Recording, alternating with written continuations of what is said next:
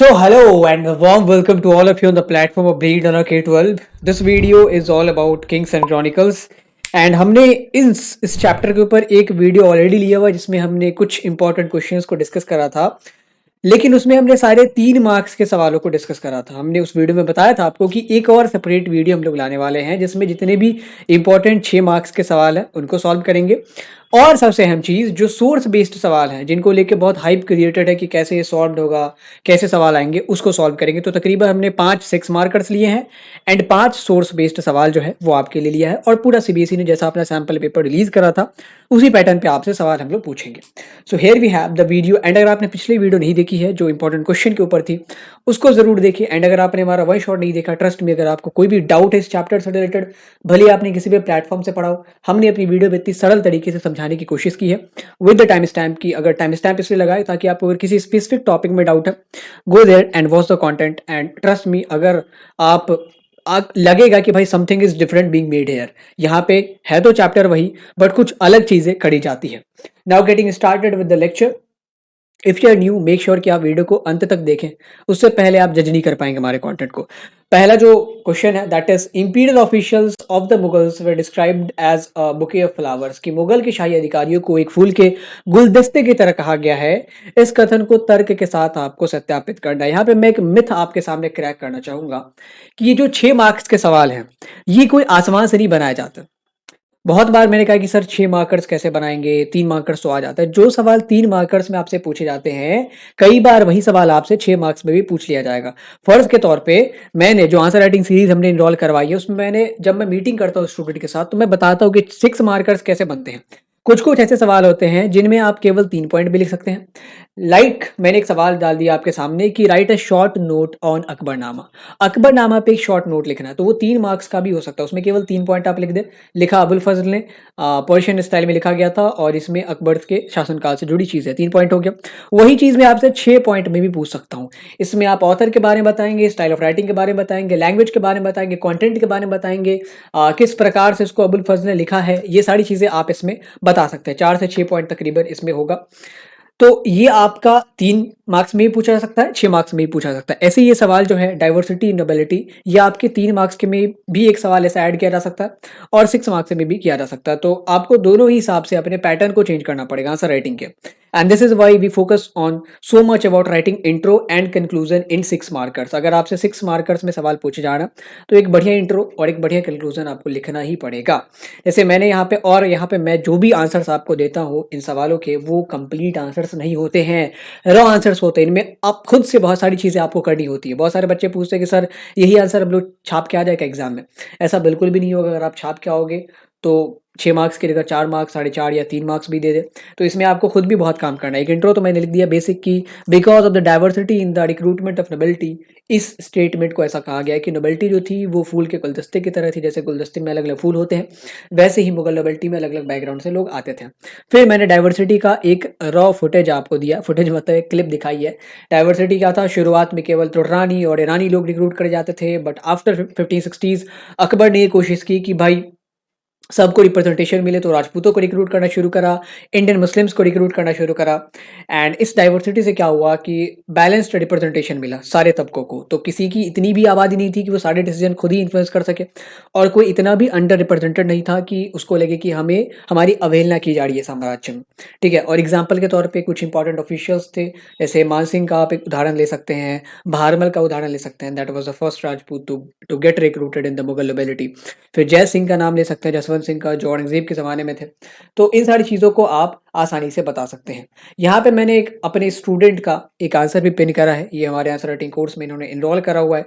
Answer writing course में बहुत सारे लोगों को ये कन्फ्यूज़न होती है कि सर अगर मैं बहुत बेसिक आंसर लिखता हूँ, ये तो ऐसे स्टूडेंट है जिनकी इस क्वेश्चन के लिए जो कॉपी हमने देखी है वो सबसे बेस्ट है। मैं आपको कई बार ऐसे स्टूडेंट की कॉपी नहीं दिखाऊँ तो जो बहुत बेसिक आंसर लिखते हैं। लेकिन उन पे अलग तरीके से ध्यान दिया जाता है। अगर आप इस लेवल पे हैं कि आप बहुत बेसिक आंसर लिखते हो और आप इस चीज़ से डर रहे हैं कि सर तो केवल अच्छे-अच्छे स्टूडेंट्स की कॉपी चेक करते होंगे, तो ऐसा बिल्कुल भी नहीं है। सबकी कॉपीज़ चेक करी जाती है and just to let you know कि जितने भी बच्चे बेसिक आंसर राइटिंग करते हैं या उनमें हमें अगर ज़्यादा वक़्त देने की ज़रूरत दिखती है, तो हम उनके साथ पर्सनल मीट भी करते हैं। कल भी मैंने 2 स्टूडेंट्स के साथ मीट की, उससे पहले परसों भी मैंने 3 स्टूडेंट्स के साथ मीट की और बाकी पॉलिटिकल साइंस के आयुष सर तो अलग मीट करते ही करते हैं।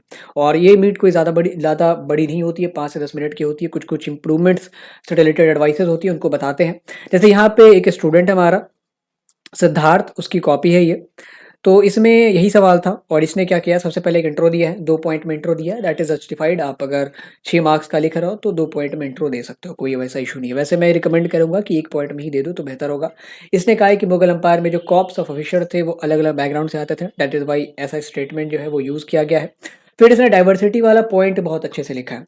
पहला पॉइंट तो इसने थोड़ा-सा ये लिख दिया कि अकबर के पीरियड में ईरानी और तुर्रानी लॉन्ग नंबर में रिक्रूट करेगा, ऐसा नहीं था। तुर्रानी और ईरानी नोबल्स पहले से थे। अकबर ने राजपूतों और इंडियन मुस्लिम्स जो शेखज़ादे होते थे उनको, शेखज़ादा, उनको रिक्रूट करा। तो यहाँ पे मैंने इसको सुधार दिया है कि ड्यूरिंग अकबर्स रेign तुर्रानी और ईरानी इनको नहीं, ये तो पहले से ही बहुत सारे भारी मात्रा में थे। राजपूतों को हाईली रिक्रूट करा गया एंड इंडियन मुस्लिम्स को।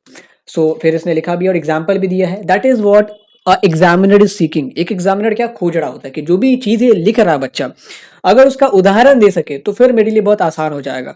ये फिर अलग स्टैंड करेगा। एग्जाम्पल्स बहुत जरूरी होते हैं।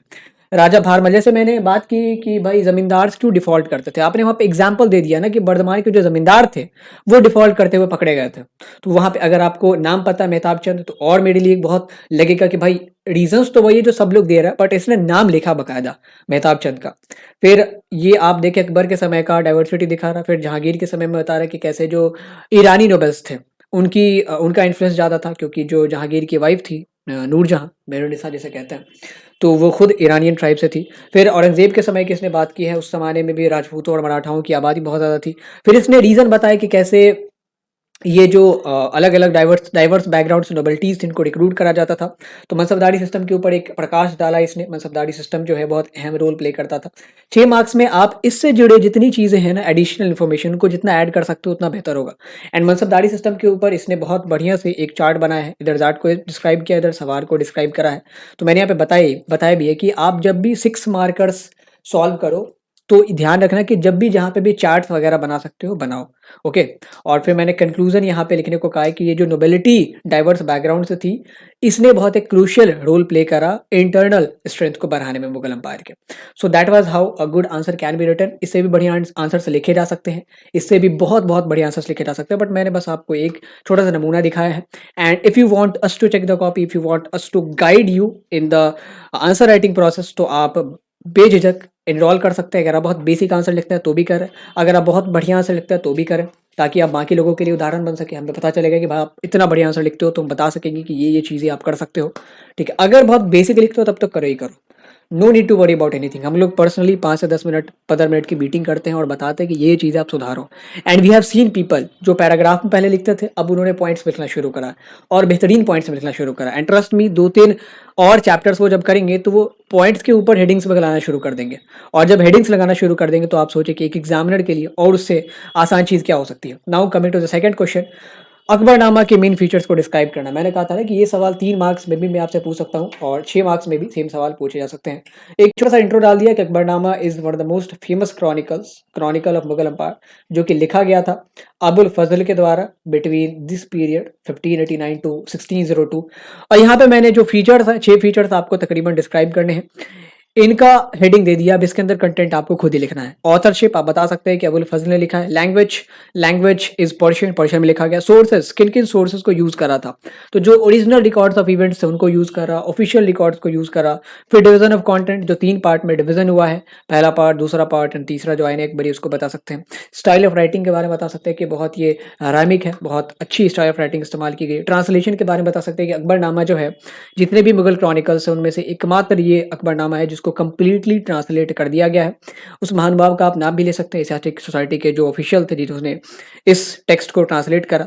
तो इस सब में एक एक डेढ़ लाइन आप लिख सकते हैं, तभी आप कंक्लूड करेंगे। ओके।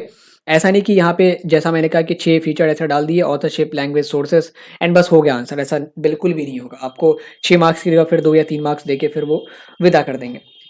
तो in that way you can improve the answers. Now the next question that we have कि फिजिकल अरेंजमेंट जो मुगल कोर्ट की थी वो एक राजत्व को झलकाती थी, that was a symbol of kingship in India. इस स्टेटमेंट को आप एग्जामिन करें, इस स्टेटमेंट का आप परीक्षण करें, तो सबसे पहले कोर्ट का इंट्रो देना पड़ेगा। मैंने इंट्रो कैसा दिया है, कुछ अलग तरीके से मैं इंट्रो देता हूँ, और ज़रूरी नहीं कि इंट्रो में आप किताबी लैंग्वेज ही लिखें। मैंने इंट्रो ऐसे दिया है कि मुगल कोर्ट्स जो थे वो सेंटर ऑफ पावर हुआ करते थे, क्योंकि सारे के सारे अहम डिसीजंस और जो भी डेली प्रोसीडिंग्स होती थी जो पूरे एम्पायर को ऑन एन होल इम्पैक्ट करती थी, वो मुगल कोर्ट्स में ही होती थी। और अगर हमें मुगल कोर्ट के सिग्निफिकेंस को जानना है दो कॉन्टेक्स्ट में, एक की सिंबल ऑफ किंगशिप को कैसे इंडिकेट करता था, और दूसरा कि ये कैसे एक अंपायर का हर्ट था, हृदय था। तो इसके लिए हमें चार चीज़ों को एनालाइज करना पड़ेगा। सबसे पहले हम लोग फिजिकल अरेंजमेंट्स को एनालाइज करेंगे। फिजिकल अरेंजमेंट्स को एनालाइज करने से हमारा मतलब है वी विल सी कि भाई कोर्ट में जो थ्रोन था वो सेंटर में होता था, फिर ऊपर एक कैनपी लगी होती थी जो कि सन के रेडियंस से बचाता था। और जो फिजिकल अरेंजमेंट्स में आप ये भी बता सकते हैं कि नोबिलिटी की पोजीशन बताती थी कि वो कितना ज़्यादा हाई रैंक का है, जितना ज़्यादा वो एम्पायर से नज़दीक होता था उतना वो ऊंचे ओहदे का होता था। फिर कर्टसीज एंड एटिकेट के बारे में आप बता सकते हैं, जिसमें आप कह सकते हैं कि 3-4 फॉर्म ऑफ सैल्यूटेशंस थे। जब अंपायर बैठ जाते थे एक बार तो कोई फिर हिल नहीं सकता था, अगर हिलेगा तो फिर पनिशेबल ऑफेंस ये माना जाएगा। तो इन सब में, इन चारों एलिमेंट्स में आपको एक दो दो लाइन तो लिखना ही लिखना है। फिर प्रोटोकॉल्स के बारे में बता सकते हैं, खास करके जो फॉरेन एम्बेसडर्स आते थे वो क्या प्रोटोकॉल्स फॉलो करते हैं, जिसमें आप थॉमस रे के एक्सेप्शन को भी बता सकते हैं। जब वो जहांगीर के दरबार में पहुंचते हैं तो उन्होंने कुर्सी मंगाई अपने लिए बैठने के लिए, ठीक है। उसके बाद डेली प्रोसीडिंग्स के बारे में बता सकते हैं, दीवाने आम में क्या होता था, दीवाने खास में क्या होता था, और नॉर्मल डे में क्या चीज़ें होती थी, फिर अगर कोई फेस्टिव माहौल होता था तो कैसे कोर्ट में चीज़ें बदलती थी। तो ये सब आप एक्सप्लेन कर सकते हैं एक एक दो दो लाइन का, फिर एक अच्छा आंसर बन सकता है। यहाँ पे ये जो फ्लो चार्ट है मैं सारों में इसलिए यही फ्लो चार्ट बना रहा हूँ क्योंकि मेरे पास स्पेस कम है। आप बहुत सारे अलग अलग टाइप के फ्लो चार्ट भी इस्तेमाल कर सकते हैं। फॉर एग्जाम्पल, जैसा पिछला जो क्वेश्चन था वो हमारा अकबरनामा से रिलेटेड था, तो you can write it as features of Akbarnama, features of Akbarnama, ठीक है। ये हमारा फीचर्स ऑफ अकबरनामा हो गया, और इसको मैंने गोल सर्कल से, और फिर हमने जो 6 फीचर्स लिखे हैं ना उसको ऐसे टाइप कर देंगे, ठीक है। एक में हमारा लैंग्वेज आ जाएगा, एक में स्टाइल ऑफ राइटिंग आ जाएगी, एक में ऑथरशिप आ जाएगी, एक में सोर्सेज आ जाएंगे, एक में कंटेंट डिवीजन आ जाएगा। तो इस तरीके से लिखा जा सकता है, या आप इसे गोल कर लो, या आप इसको ऐसे कर दो, रेक्टेंगल में कर दो, फिर ऐसे करके बना लो, ऐसे करके बना लो, ठीक है। This is all upon your creativity, ये पूरी तरीके से आपकी रचनात्मकता पे डिपेंड करता है, आप कितने क्रिएटिव हैं वो इस चीज को इंश्योर करेगी। Now the next question, which specific titles were assumed by Mughal empires, कैसे टाइटल्स मुगल एम्पायर्स अपने आप को देते थे, विशिष्ट उपाधियां कौन सी ग्रहण करते थे उसके बारे में बताना है, और फिर बाकी के जो कंटिनेंटल पावर्स थे उनके साथ कैसे रिलेशंस थे इसको भी बताना है। यहाँ पे मैंने कंटिनेंटल पावर लिखा है, तो यहाँ पे आप पोर्चुगीज और यूरोपियन कंट्रीज के साथ कैसे ताल्लुकात थे उसको मेंशन कर सकते हैं। अगर मैंने खास करके यहाँ पे नेबरिंग कंट्रीज लिखा होता तो आप उनको एक्सक्लूड कर सकते थे, क्योंकि वो जो यूरोपियंस हैं वो कहीं से भी हमारे नेबर्स नहीं थे, वहाँ पे केवल ऑटोमन्स, उज्बेक्स एंड सफेविड्स के बारे में आपको बताना होता था। ना ये भी 6 अंक का है, तो पहले हम लोग बता देंगे कि भाई जो टाइटल्स होते थे वो कब अडॉप्ट किए जाते थे। एक समय होता था जब अंपायर गद्दी पर बैठता था at the time of coronation, और एक समय होता था जब वो कोई बैटल जीतता था। तो किस प्रकार के टाइटल्स अडॉप्ट किए जाते थे वो भी आप बता सकते हैं। शहंशाह एक बहुत जनरल टाइटल होता था जो लगभग बहुत सारे अंपायर लगाया करते थे। कुछ स्पेसिफिक टाइटल्स भी थे, लाइक अकबर का जो लड़का था सलीम, उसने एक टाइटल अख्तियार किया था जहांगीर नाम का। फिर खुर्रम शाहजहां ने जो टाइटल लिया वो शाहजहां था, नाम तो खुर्रम ही है। फिर औरंगजेब वो अपने आप को आलमगीर कहता था, conqueror of the world. And इस कंटिनेंटल पावर्स के साथ रिलेशनशिप को एनालाइज करने के लिए हमें 3 फैक्टर्स के ऊपर लिखना पड़ेगा, सैफविड्स और उज्बेक्स के साथ कैसे रिलेशन। यहाँ पे आप हिंदू कुश माउंटेन एंड कांधार के कंट्रोल को हाईलाइट करके एक आंसर लिख सकते हैं।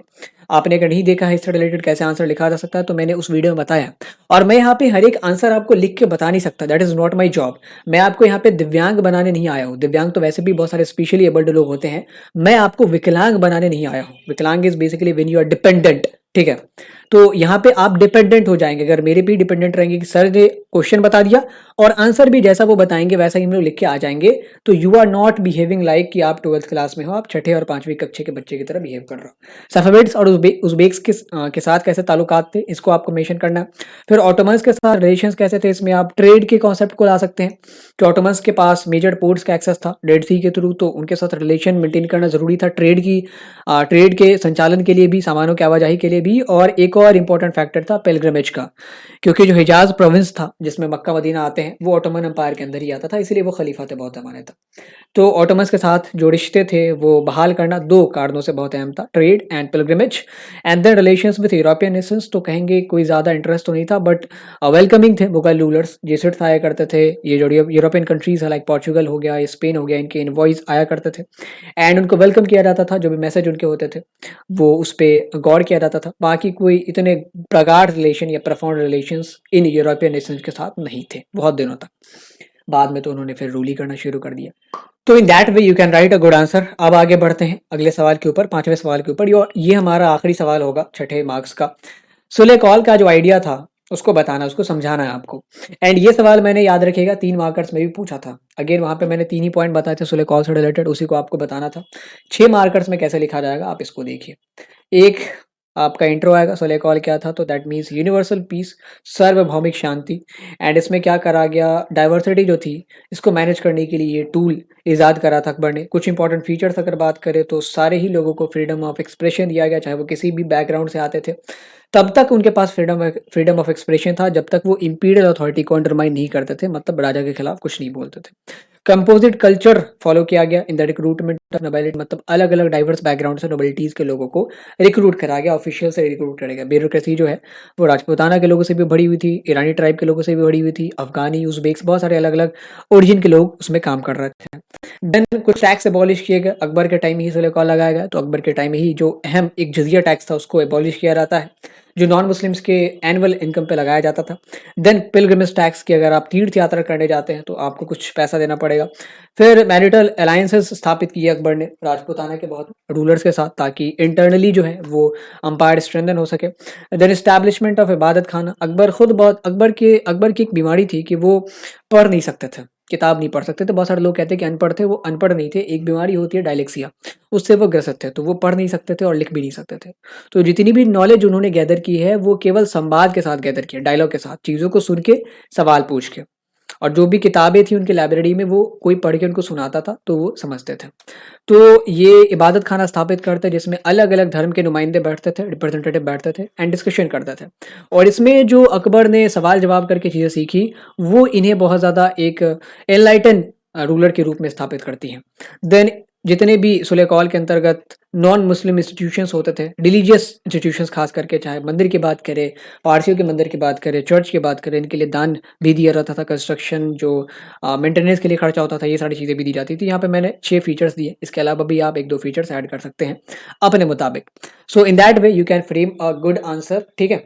और इन फीचर्स में मैंने तो एक लाइन केवल लिख दिया, आपको थोड़ा सा इसमें एक्सप्लेन भी कर सकते हैं। Freedom of expression to all, अब इसमें बताएंगे फ्रीडम ऑफ एक्सप्रेशन किस प्रकार का रहेगा।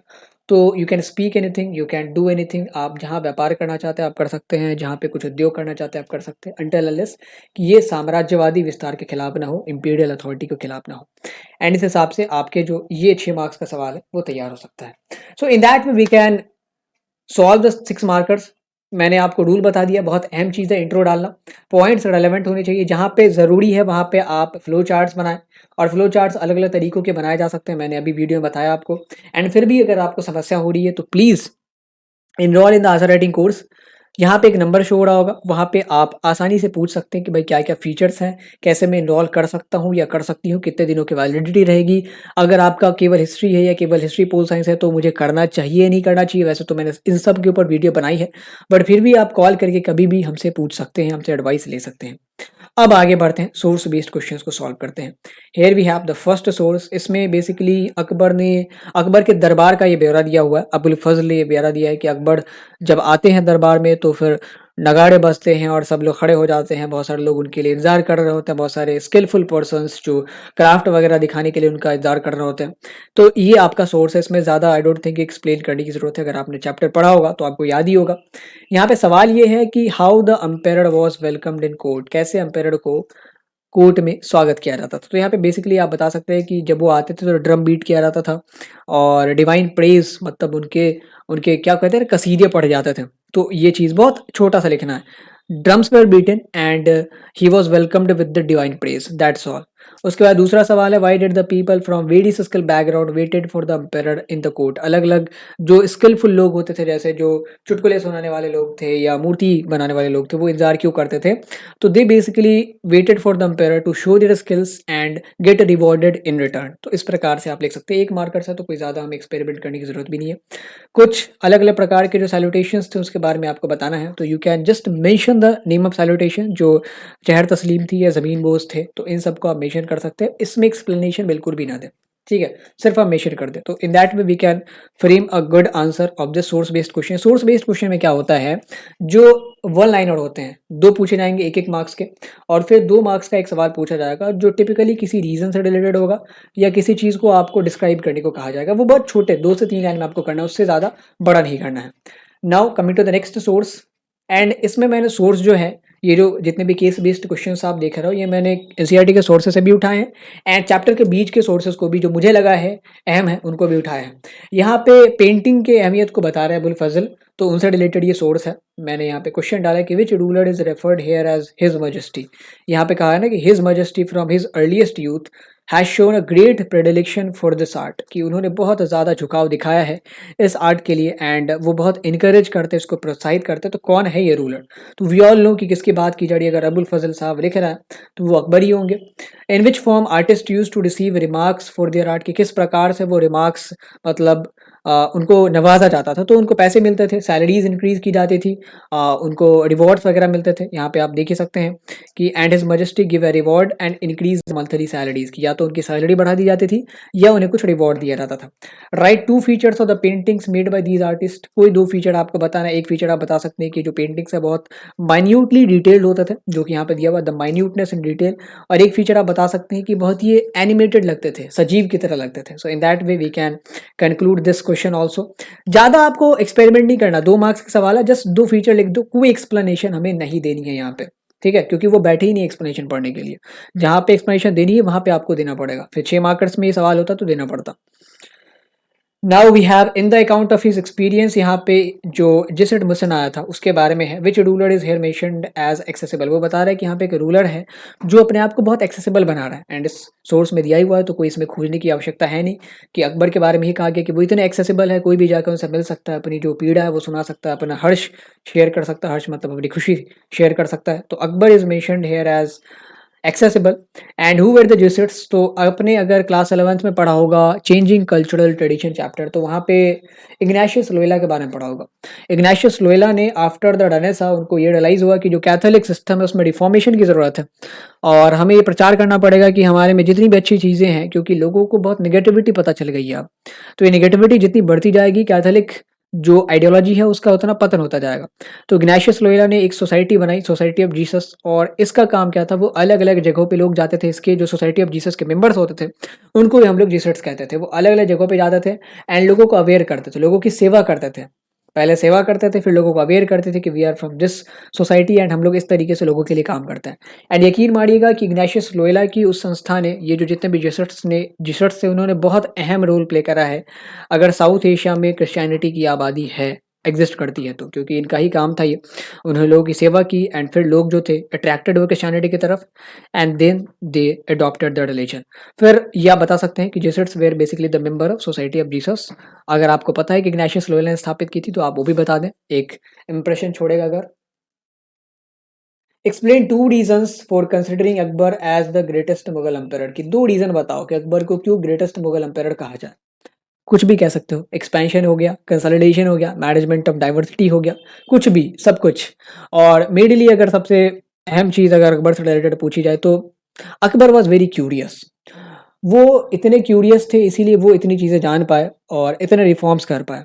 कहा ना इबादत खाना क्यों बनाया है, उनको क्या ज़रूरत है भाई, वो राजपाट चलाएं, इतने बड़े साम्राज्य के रूलर है, तो क्यों पारसी धर्म की चीज़ें जाने, क्यों यहूदियों की चीज़ें जाने, क्यों हिंदुओं की चीज़ें जाने, क्यों क्रिश्चियनिटी की चीज़ें जाने। He basically focused on enlightening himself, and फिर वहाँ से ये जो बाय प्रोडक्ट है, एक होता है product the thing which we make, एक होता है बाय प्रोडक्ट की जो बच जाता है, रेसिड्यू टाइप का, जिसे हिंदी में कचड़ा कहते हैं। तो ये उनका जितने भी रिफॉर्म्स है ना, वो उनके बाय प्रोडक्ट हैं, जो चीज़ वो कर रहे थे उनके बाय प्रोडक्ट हैं।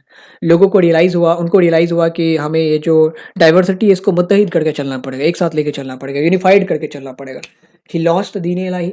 जितनी भी अच्छी अच्छी चीज़ें हिंदुज़म की, बुद्धिज़्म की, इस्लाम की, जैनिज़्म की, पारसी धर्म की, ज़oroastrianism की, उन सबको मिलाओ और लोगों को प्रीच करो कि आओ इस धर्म में कोई डिस्क्रिमिनेशन नहीं है और सबकी अच्छी चीज़ें चीज़ें जो है हमने इसमें शामिल की है। तो ये मेरे लिए बहुत एक अहम क्वालिटी लगती है अकबर की कि जो उनकी क्यूरियोसिटी थी। तो you can also make the answer according to your favourable quality जो अकबर में आपको दिखती है। The creation of manuscript involved a number of people performing a variety of task. ये मैन्युस्क्रिप्ट के प्रोडक्शन से रिलेटेड सोर्स है, जिसमें यहाँ पे बताया जा रहा है कि कैसे मैन्युस्क्रिप्ट के प्रोडक्शन में, किसी भी क्रॉनिकल के प्रोडक्शन में अलग-अलग टाइप के लोगों की आवश्यकता होती थी, जो कि अलग-अलग स्किल परफॉर्म करके इस मैन्युस्क्रिप्ट को बनाया करते थे। कैलीग्राफर्स का ज़िक्र है, ग्लाइडर्स का ज़िक्र है, पेपर मेकर्स का ज़िक्र है, इल्यूमिनेटर्स मतलब जो ग्लाइडर्स होते थे वही इल्यूमिनेट किया करते थे। फिर पेंटर्स का ज़िक्र है और बुक बाइंडर्स का ज़िक्र है। यहाँ पे सवाल कुछ इस तरीके का है कि where did those manuscript were written, कहाँ पे ये लिखे जाते थे? वी ऑल नो कि ये जो हमारा किताब खाना होता था वहीं पे ये चीज़ें की जाती थी। Write the name of most famous calligraphist in Mughal era. कौन सबसे मोस्ट फेमस कैलीग्राफिस्ट है? We all know the name, Zarin Kalam जिन्हें कहा जाता था। मोहम्मद हुसैन शाह नाम था उनका। फिर आपको अकबरनामे के 2 फीचर बताने हैं, बहुत सिंपल फीचर बता दो यार। It was written by Abul Fazl, दूसरा कि it is written in Persian, just it. और इतना ज़्यादा डिवीज़न 3 पार्ट में है, ये कंटेंट है, वो कंटेंट है, उतना करना ही नहीं है। 2 मार्क्स क्या, आपने कोई भी फीचर लिखे आपको 2 मार्क्स ही मिलेंगे, तो हम क्यों ज़्यादा अपना वक़्त जो है वो ज़ाया करें।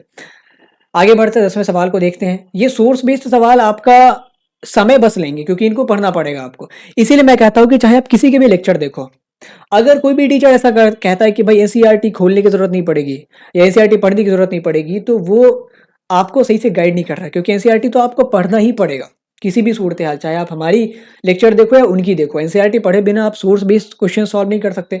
एनसीईआरटी पढ़े बिना आप अच्छा आंसर भी नहीं लिख सकते अनटिल अनलेस कि आपकी अंग्रेजी बहुत बढ़िया है, क्योंकि किताब की लैंग्वेजेस को आपको आंसर्स में लिखना पड़ता है और वो आपको किसी के लेक्चर से पता नहीं चलेगी अनटिल अनलेस कि वो जो टीचर है केवल बुक रीडिंग लगाते हैं, तभी तो पता चल जाएगा। लेकिन हम लोग तो पीपीटी वगैरह से पढ़ाते हैं, आपको अपनी चीज़ें पढ़ाते हैं एक्सप्लेन करके, बढ़ा चढ़ा के थोड़ी सी।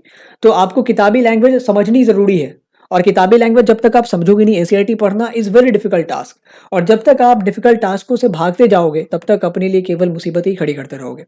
यहाँ पे अकबरनामा से रिलेटेड सोर्स है, यहाँ पे in the author of Akbarnama, sorry, Abul Fazl से रिलेटेड सोर्स है। अबुल फजल से रिलेटेड सोर्स है, कहा गया कि अबुल फजल का जन्म आगरा में हुआ था, फिर उसको अकबर ने रिक्रूट करा नोबिलिटी में, एंड देन आफ्टर 1589 अबुल फजल जो है वो अकबरनामा को निर्मित करना शुरू करते हैं, इसकी रचना करना शुरू करते हैं। पहला सवाल है कि why did Akbar recruit Abul Fazl in his nobility? Because Akbar जो है बहुत इंप्रेस हुए थे, क्योंकि अबुल फजल की जो आइडियोलॉजी थी वो ऑर्थोडॉक्स इस्लामिक आइडियोलॉजी से डिफरेंट थी। वो ऑर्थोडॉक्स इस्लामिक आइडियोलॉजी को अपोज किया करते थे, तो अकबर को भी ये चीज़ बढ़िया लगती थी, वो भी अपोज करते थे। तो उन्होंने कहा कि इसको बुला लो, ये हमारी पॉलिसीज की वकालत करेगा, he will be the spokesperson. ठीक है। Which sources were used by Abul Fazl to write the Akbarnama? किस सोर्सेज का इस्तेमाल करा? तो मैंने यहाँ पे लिखा हुआ है कि जो वाकई होते थे, यानी कि एक्चुअल रिकॉर्ड्स ऑफ इवेंट, जिसमें आपका कुरान आ सकता है, हदीस आ सकता है, ऑफिशियल डॉक्यूमेंट्स हो सकते हैं दिल्ली सल्तनत के, मुगल अंपायर के, उनसे फिर इन्होंने अकबरनामा को रचित किया है। अकबरनामे की 2 विशेषताएं, अगेन 2 फीचर्स, कोई से भी 2 फीचर आप बता सकते हो जो भी आपके दिमाग में अभी आ रहा है। कोई ज़रूरी नहीं है कि बड़े-बड़े फीचर्स लिखे, 2 सिंपल फीचर लिख के भी हमारा काम हो सकता है। So that's all in the video. 5 हमने वो 6 मार्कर्स देख लिए, 5 हमारे सोर्स बेस्ड हो गए। आपका काम क्या है? जितने भी 6 मार्कर्स हमने दिए हैं, सब में रॉ आंसर्स बताया था। आपको कंप्लीट आंसर्स लिखना है। अगर आप चाहते हैं कि खुद से आप चेक कर पाएँगे तब तो खुद से चेक कर लें। अगर आप चाहते हैं कि हम आपकी कॉपीज़ चेक करें, तो वैसे तो हमारे पास टाइम नहीं रहता, फिर भी मैं आपको एक गूगल क्लासरूम का लिंक दे दूँगा, वहाँ पे आप भेज सकते हैं। फिर मैं देखूँगा मेरे पास टाइम रहेगा तो मैं उसको चेक करके जो भी इम्प्रूवमेंट्स वगैरह किए जा सकते हैं, उनको मैं आपको बता दूँगा। पहले मैं फ्री में ही ये सर्विस दिया करता था। जितने भी बच्चे होते थे मैं उनको प्रमोट करता था कि भाई आप आके हमारे फ्री गूगल क्लासरूम में एनरोल करो एंड वहाँ पे फिर अपने आंसर्स लिखो। ये भी किसी ने नहीं करा। 11th क्लास में हमने तकरीबन 3 से 4 वीडियोज़ बनाई थी इंपॉर्टेंट क्वेश्चंस के ऊपर, एंड वहाँ पे मैंने बताया था कि ये जो आंसर्स हैं रॉ आंसर्स हैं। इसमें खुद से भी आपको बहुत सारी चीज़ें ऐड करनी है। और यकीन मानिए केवल 2 से 3 बच्चों ने आंसर्स लिख के मुझे भेजे थे, और जिन्होंने भेजे उनकी कॉपीज़ चेक करके उनको मेल पे डिलीवर भी की गई हैं। तो अगर आप भेजेंगे ही नहीं तब तक हम लोग कैसे इंप्रूव कर सकते हैं? And in case you want to enroll in the answer writing course, नीचे गूगल फॉर्म के लिंक हम लोग डाल देंगे। आराम से आप आंसर राइटिंग कोर्स में एनरोल कर सकते हैं। अभी भी बहुत वक्त है आपके पास, चाहे आप बेसिक लेवल पे आंसर लिखते हैं, चाहे आप बिगिनर लेवल पे आंसर लिखते हैं। बेसिक मतलब बहुत बेसिक, कुछ भी नहीं आता। बिगिनर मतलब थोड़ा बहुत आता है। चाहे आप जो होता है ना एक एवरेज लेवल की आंसर राइटिंग करते हैं, चाहे एडवांस लेवल की करते हैं, सबके लिए हमारे पास अलग-अलग चीज़ें अवेलेबल हैं। आप आएँ, जुड़ें and be the part of community that helps in mutual growth. Thank you for watching and do share this video, ताकि लोगों को पता चले कि भाई अच्छे क्वेश्चंस के आंसर्स लिखे कैसे जाते हैं। सोर्स बेस्ड क्वेश्चन तो आई डोंट थिंक किसी ने कराए होंगे, इसलिए हमने इसका खासा ध्यान रखा है इस वीडियो में। Thank you for watching, have a great day, and if you have like the content then please press the like button. Thank you.